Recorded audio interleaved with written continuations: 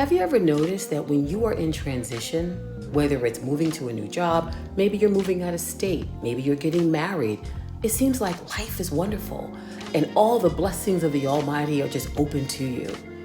But then you get to the destination, you're settling in, you're getting used to the job, the new location, and you find yourself in the same old pit. Well, I'm now in a transition, and I'm thinking about all the times when I had that same sort of dynamic, transition to destination, blessings to pit. And it was like just kept going back and forth. And I'm wondering, what's going on? I'll share with you my thoughts and where I am and how I'm dealing with it.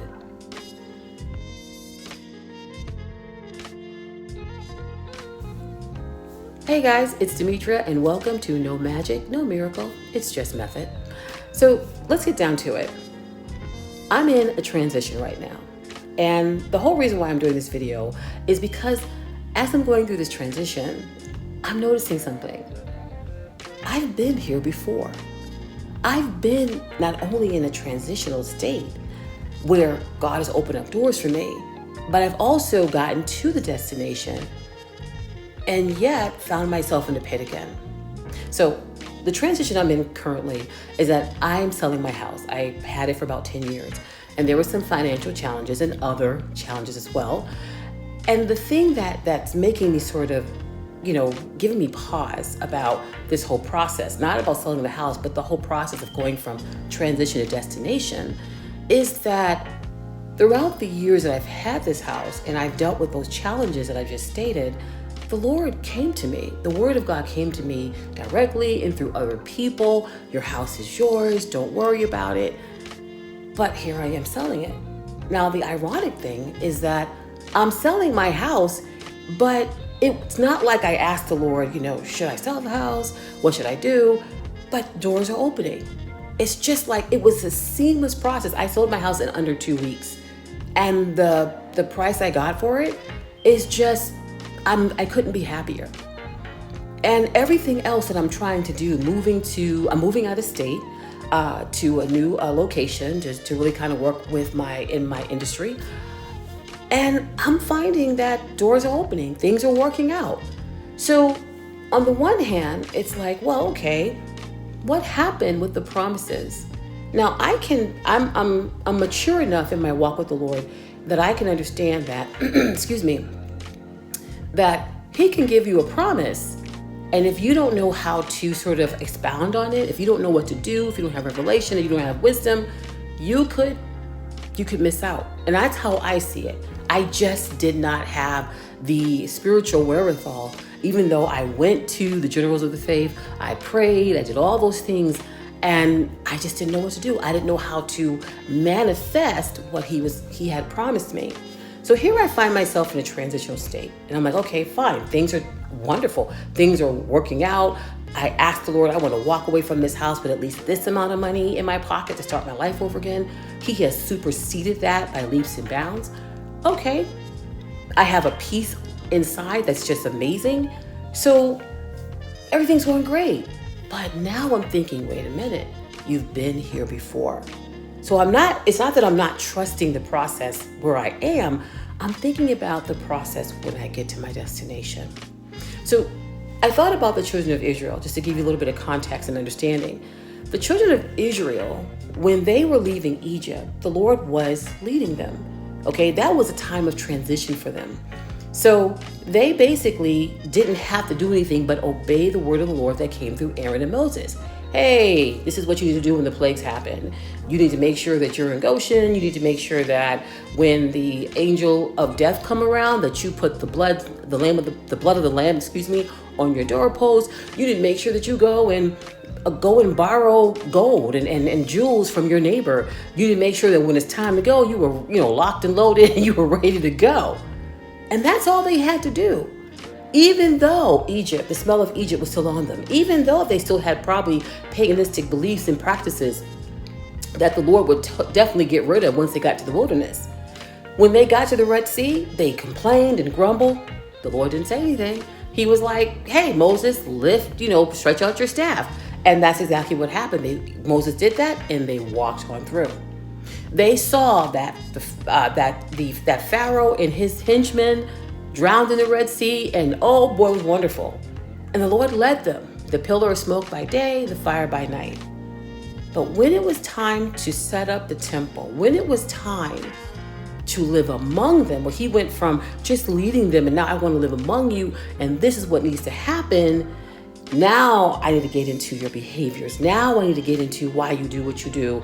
Now let's make sure that you are, you're wearing the right type of clothing, that you're not cross, wool with another cloth type material.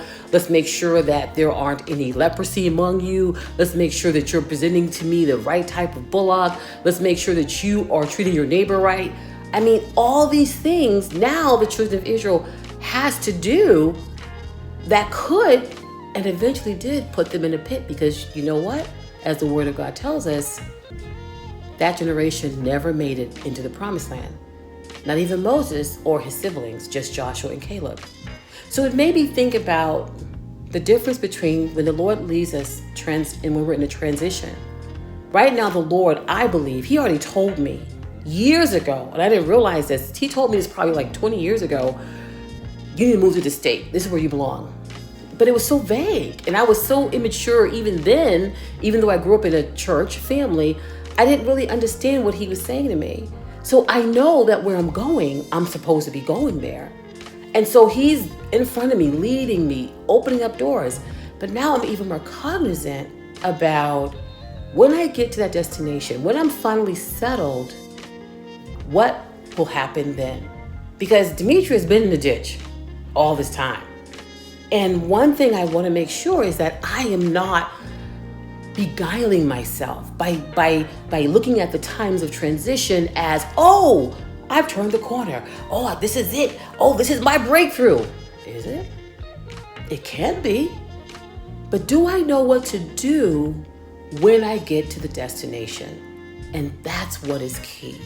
And so, no, I don't have a story for you, that says, I did it, and this is what I had to do. No, I'm in it right now. And so one thing I do recognize is that the Lord has been leading me to really, really sort of walk away from the world system. No, I didn't say be a preacher. I didn't say be a minister or missionary, but really, really sort of move away from the world system, from the world system's way of thinking, from the world system's way of just living my life. And really, really kind of soaking him in. Well, how am I doing that? I do read the word of God, but is my life consumed by the word of God? Now, this is my strategy, guys. I'm not trying to preach to you some type of higher level of piety. No, this is my process, because I want to make sure that when I get to my destination, even while I'm in transition, that I can hear him clearly, that I know what to do, that I understand how to act when he tells me to do something. So I'm doing 3 things, and I'll share this with you in a different video, how specifically I'm doing it. But 3 things I've learned to do. And I'm being honest with you, one of them I've been doing, but not as on an intense level. But the other 2 I have yet to do. So one of them is I'm reading the Bible. I have this, my brother gave us this reading list, how that you can read the Bible in a year. And I like it. Have I read it in a year? No. But I love it. I love it because what they're doing is the way they have the scriptures grouped together, they kind of like make sense. So it's like when I'm reading Kings, I'm also reading Chronicles, and then the Psalms sort of matches what's going on in those previous books. So it's a really interesting way of grouping the Bible together. So I'm sort of amping up my reading on that. The second thing I'm doing, I'm writing out the Bible. Yes, I'm handwriting out the Bible. So I'm doing that because I recognize that whenever there was a new king of Israel, Judah, the law said every king is to handwrite a copy of the law for himself. And I said, well, I am king. Jesus Christ is the King of kings. I am a king. I am of the royal priesthood. Let me do that. And I'm also memorizing the Bible. I found this cute little way to start memorizing the Bible without it being threatening. So these are things I'm doing. I'm not doing it to be some type of great person. I want to walk in the fullness of who he is. Okay? I want him to come to the forefront. I want to walk in the fullness of just being that believer, being that disciple. I want to be that kingdom citizen 100%. So this is where I am. I am currently on this journey, and I will share with you how I'm progressing along, what's happening, what I'm learning, the things, the pits that I've learned to avoid, and those I learned to get out of. I'm sharing with you this journey so that maybe you can also resonate with it and learn from it as well. So this is where I am, guys. I am excited to do it. I am a little bit unnerved to do it, because it's going to require me to kind of step out of my comfort zone, really sort of shake off. You'd be surprised how much of the world system we have embraced. Something from just putting an 8-hour workday, which we all have to work, right? To just how we spend our rest time.